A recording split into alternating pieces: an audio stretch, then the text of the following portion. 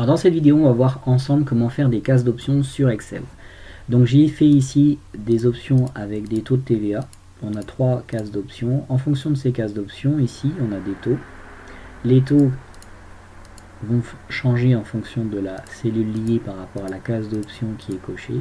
Et avec la fonction index, on va aller chercher dans cette plage de valeurs ici allant de D9 à D12 l'équivalent du nombre qui est indiqué dans la cellule liée.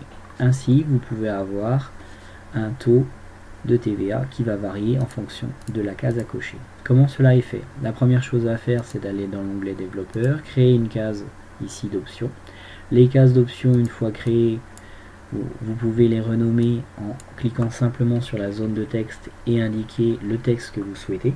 Donc, par exemple ici TVA.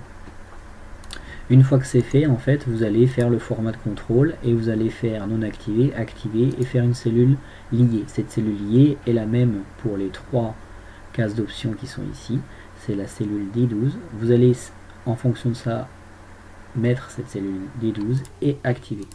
Ainsi, quand vous allez cocher ici la cellule, eh bien vous allez activer ou non celle-ci et donc avec la formule avoir 1, 2 ou 3. Donc case d'option 2, format de contrôle, la cellule D12 non activée. Même chose pour la deuxième TVA, non activée, cellule de référence D12. Et la troisième avec le taux à 33% activé D12, comme celle-ci. Au niveau des textes de remplacement, on a ceci. Au niveau des propriétés, déplacer sans dimensionner avec les cellules. Si jamais vous souhaitez élargir ligne et colonne, je vous conseille de ne pas déplacer ou dimensionner avec les cellules afin que les cases d'options ne bougent pas. C'est important. Ensuite ici, vous pouvez mettre une petite décoration avec soit des cellules liées, soit ici une zone de groupe que vous pouvez nommer. Donc voilà, en gros il y a 4 ou 5 étapes pour faire. Donc vous avez votre barre d'outils, vous affichez le formulaire. Une fois que vous avez affiché le formulaire, vous allez dessiner votre zone de groupe X, Y, Z, donc insertion, zone de groupe. Dans les outils de contrôle de formulaire, ça se trouve ici. Une fois que ça c'est fait, vous allez dessiner les cases d'options dans cette zone de groupe. Et puis après vous allez faire un clic droit propriété, comme ceci.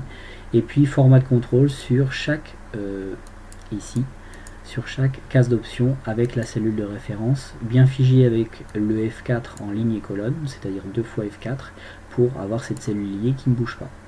Et puis après vous allez choisir une cellule liée pour récupérer le résultat. Donc ici on va utiliser la cellule D12 et on va afficher le retour au niveau de la matrice allant de D7 à D9. Voilà comment les cases d'options sont faites dans le cadre de cet exemple simple sur des taux de TVA. Je vous remercie pour votre attention et je vous dis à très bientôt.